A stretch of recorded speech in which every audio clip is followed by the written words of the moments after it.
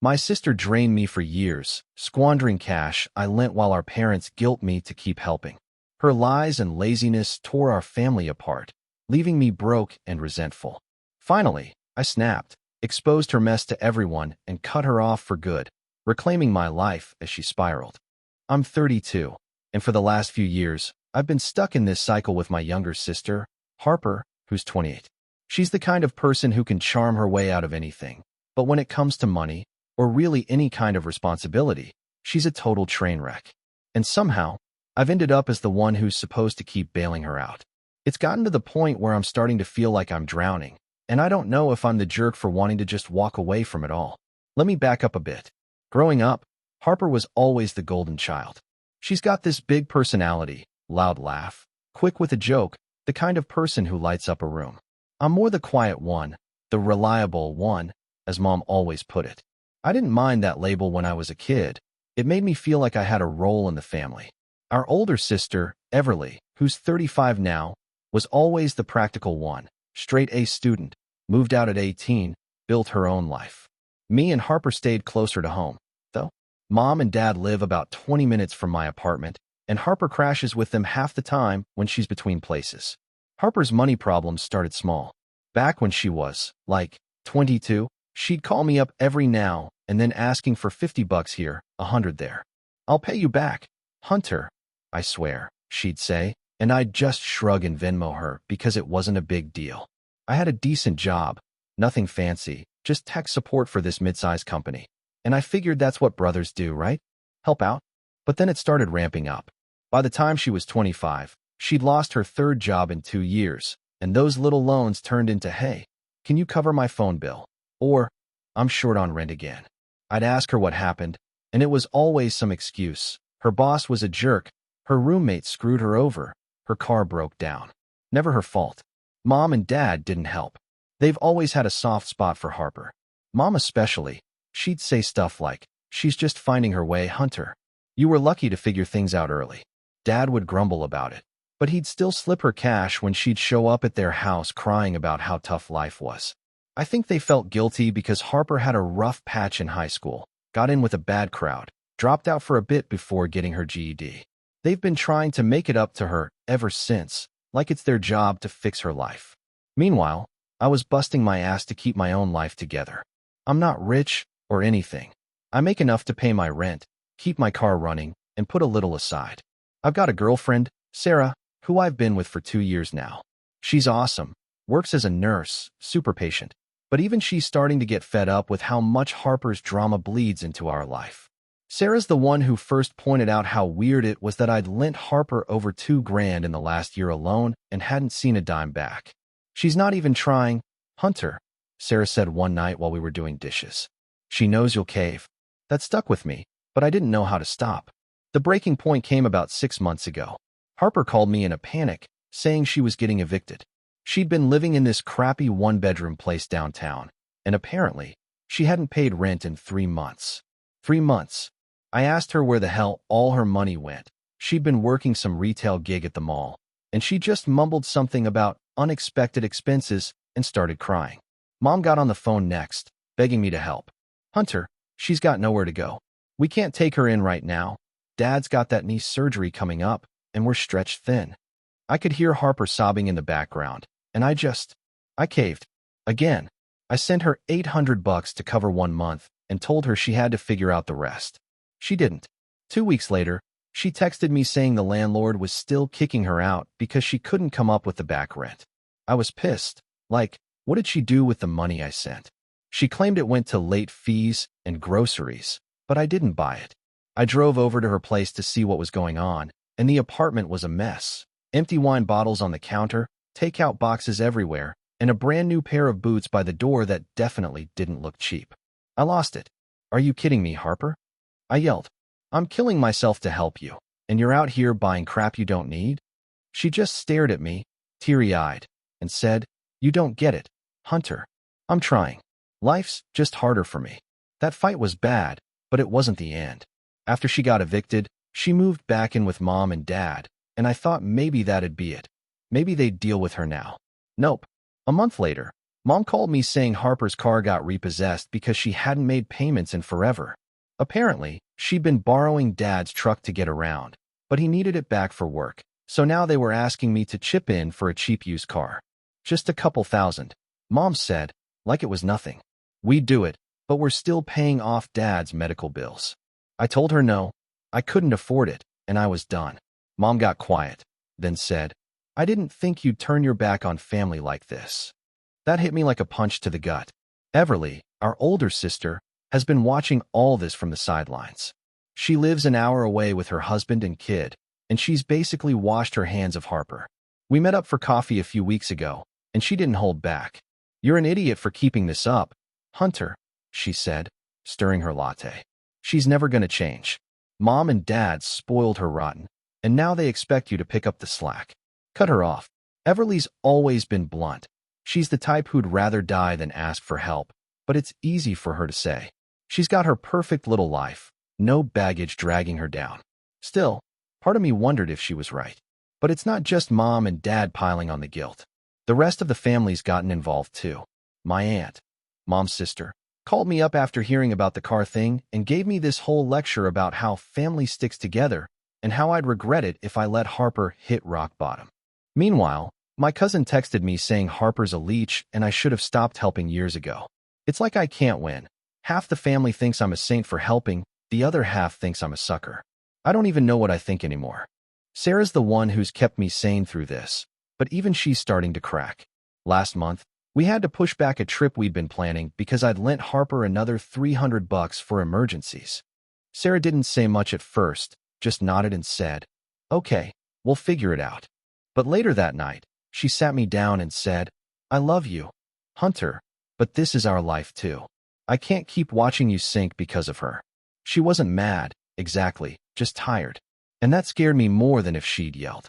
We're supposed to move in together next year, maybe start thinking about bigger stuff like a house or kids, but how am I supposed to do that when I'm hemorrhaging cash to keep Harper afloat? The latest mess happened last week, and it's why I'm writing this now. Harper texted me saying she needed $500 because she'd gotten a final notice on some credit card debt. I asked why she didn't just call Mom or Dad, and she said they'd already given her what they could. You're my last hope, Hunter, she wrote. I'll pay you back this time, I swear. I stared at that text for an hour, my thumb hovering over the send button on Venmo. I wanted to believe her. I always do, but deep down, I knew she wouldn't. She never does. I ended up sending her $200 instead of $5, with a message saying, this is it. I'm tapped out.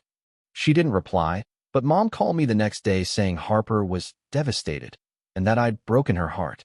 Dad got on the line too, grumbling, we raised you better than this.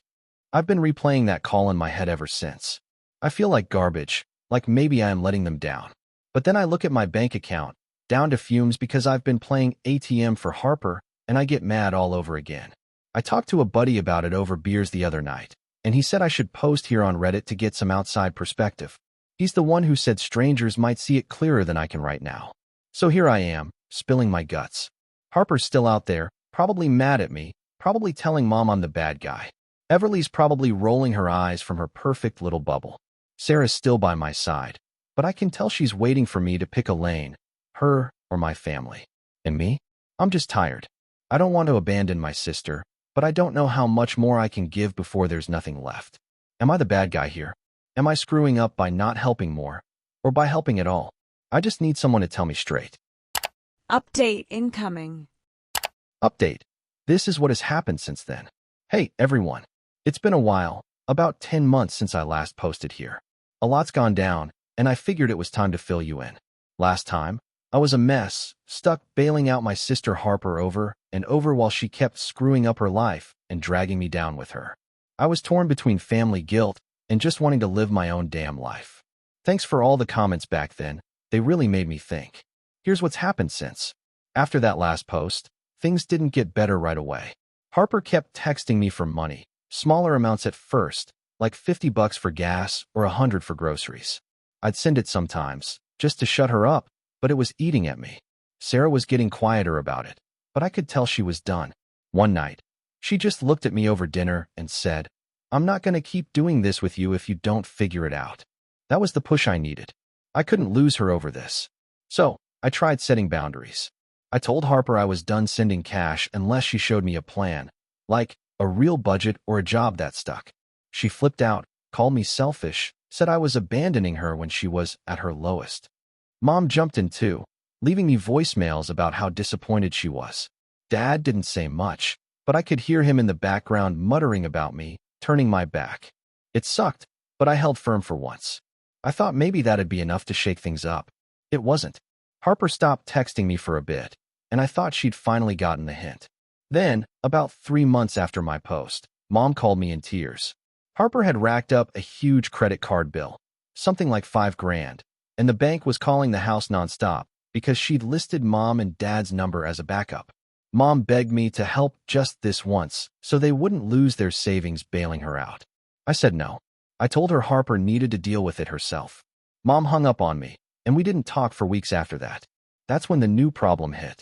Turns out, Harper had gotten desperate and started asking around the family for money. Except she wasn't just asking. She'd been telling people I'd cut her off cold and left her homeless, which wasn't even true.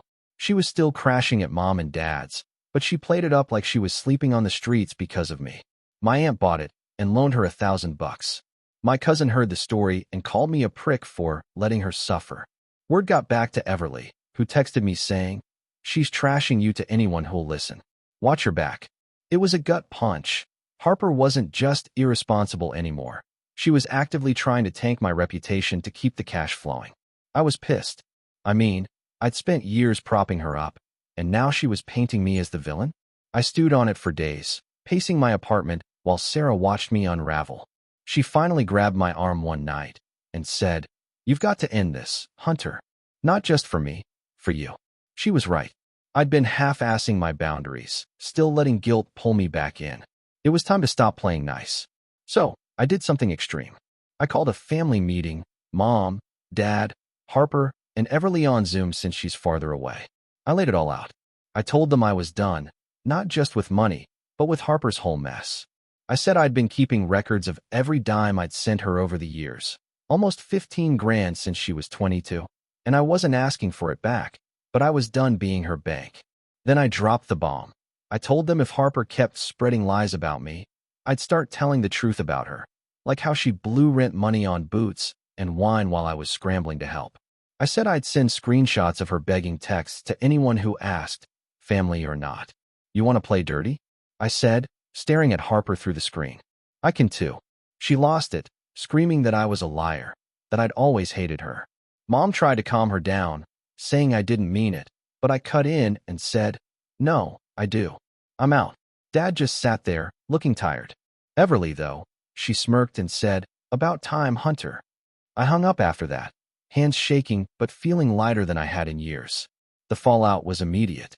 Harper stopped talking to me completely. No more texts, no more sob stories.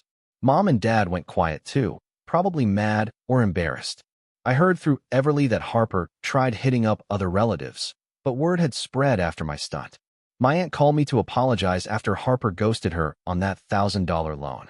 Turns out, people weren't as quick to buy her pity act once I'd put it all out there. She'd burned too many bridges. As for Harper, she's in a worse spot now. Everly told me she got fired from her latest job, some barista gig, because she kept showing up late. Mom and Dad finally put their foot down and told her she had to start paying rent to stay with them, which she can't afford without a paycheck. Last I heard, she'd moved in with some shady boyfriend she met online, and it's already falling apart. She's got no car, no savings, and a mountain of debt she can't dodge anymore. I don't feel good about it.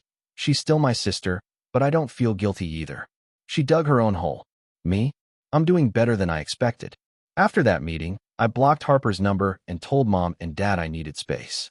They've called a few times, but I've kept it short. No money talk, no drama.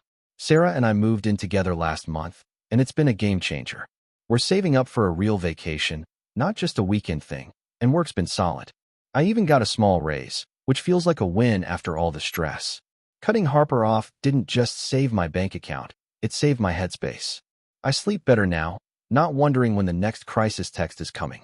The new problem, her smearing my name, turned out to be the last straw that forced me to act. It sucked having family think I was the bad guy for a minute, But once I stood up and showed I wasn't bluffing, it flipped. People started seeing Harper for what she is. A mess will drag anyone down if you let her. Everly's been texting me more, saying she's proud I finally grew a spine.